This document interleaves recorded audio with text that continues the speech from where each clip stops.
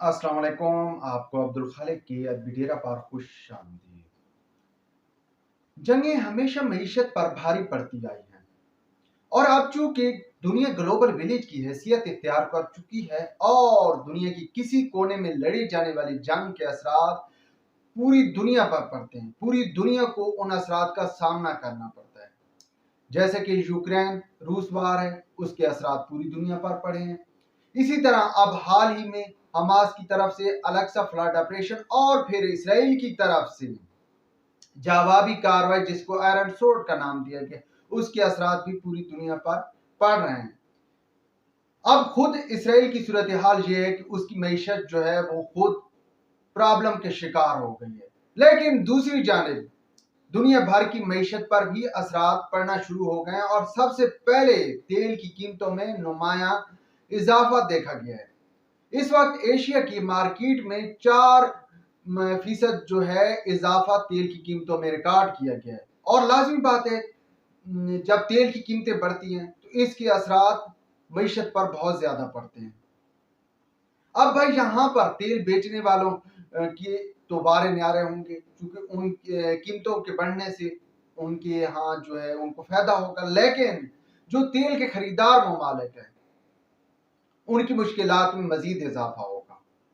ابھی ہم حال ہی میں خوش تھے کہ جس طرح پچھلے کئی دنوں سے تیل کی قیمتیں عالمی منڈی میں کم ہو رہی تھی، اور اس کے اثرات لازمی بات ہے پاکستان میں بھی تیل کی قیمتوں پر پڑنے والے تھے، تیل کی قیمتیں پاکستان میں بھی کم ہونی تھی۔ لیکن اب چونکہ تیل کی قیمتیں مزید جو ہے وہ اضافے کی طرف چل پڑی ہیں، تو لازمی بات ہے جو ممالک تیل کے خریدار ہیں وہ اپنے ہاں تیل کی قیمتیں برقرار رکھیں گے یا پھر مزید اضافہ کریں گے، کیونکہ عالمی منڈی میں بھائی تیل کی قیمتوں میں اضافہ ہونے جا رہا ہے، بلکہ ہو رہا ہے۔ تو جناب یہ قطعا نہیں کہا جا سکتا کہ جنگ کے اثرات جو ہیں وہ مثبت پڑتے ہیں۔ جنگ ہمیشہ جو ہے معاملات کو، مسائل کو جنم دیتی ہے، اور سب سے بڑی جو بات ہے کہ جنگ کی وجہ سے غربت میں اضافہ ہوتا ہے۔ جنگ ایک طرف تو تباہی لے کر آتی ہے، دوسری طرف غربت میں بھی اضافہ کر کے جاتی ہے۔ اس کے ساتھ ساتھ چونکہ اس وقت جو دنیا بھر میں جہاں جہاں گڑبڑ ہے یا مسائل جنم لے رہے ہیں، وہ بیسیکلی بڑے ہاتھیوں یا بڑے جو ممالک ہیں وہ اپنی طاقت کو برقرار رکھنے کے لیے کہیں نہ کہیں مسائل کو جنم دے رہے ہیں۔ حال ہی میں ہم دیکھ رہے تھے کہ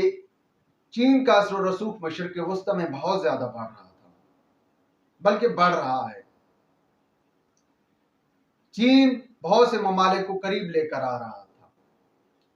بلکہ لے کر آ رہا ہے، اور اس کا فائدہ چونکہ چین کو ہی ہونا ہے، اور چین چونکہ ابھرتی ہوئی معیشت ہے اور چین کی اپنے پاس جو ہے پروڈکشن صلاحیت ہے، تو اس وجہ سے چین کو ہمیشہ منڈیوں کی تلاش رہی ہے۔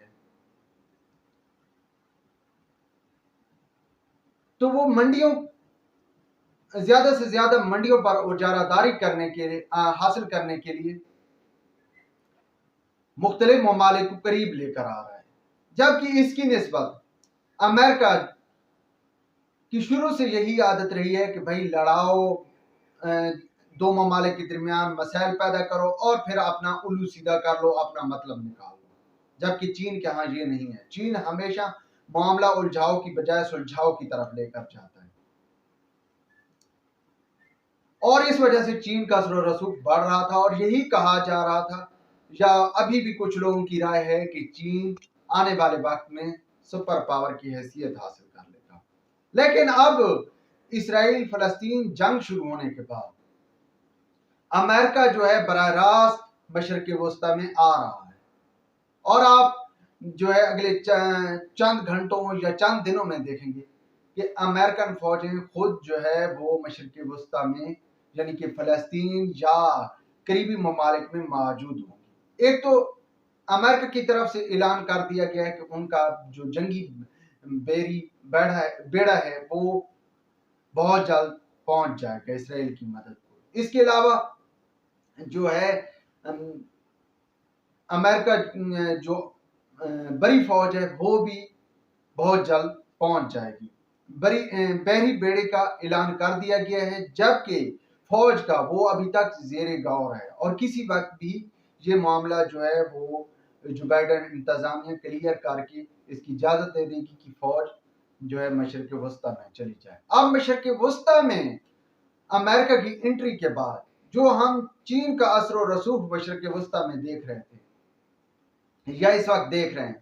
وہ کسی حد تک کم ہو جائے گا، کیونکہ جہاں پر امریکہ خود آ کر بیٹھ جاتا ہے تو امریکہ کے پاس بہت بڑی لابی ہے۔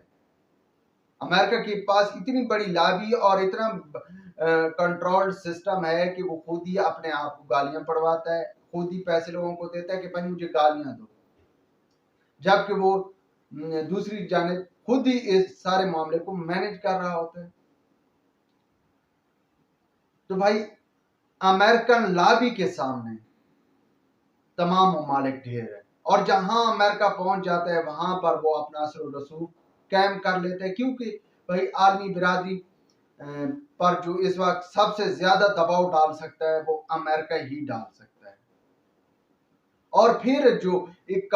بات کی جا رہی تھی کہ چین سپر پاور بننے جا رہا ہے، وہ معاملہ اگر امریکہ مشرق وسطیٰ میں پہنچتا ہے تو وہ معاملہ کسی حد تک رک جائے گا اور چین کا اثر و رسوخ جو ہے مشرق وسطیٰ میں کم ہو جائے گا۔ جب چین کا اثر و رسوخ مشرق وسطیٰ میں کم ہو جائے گا تو لازمی بات ہے جو سپنے ہیں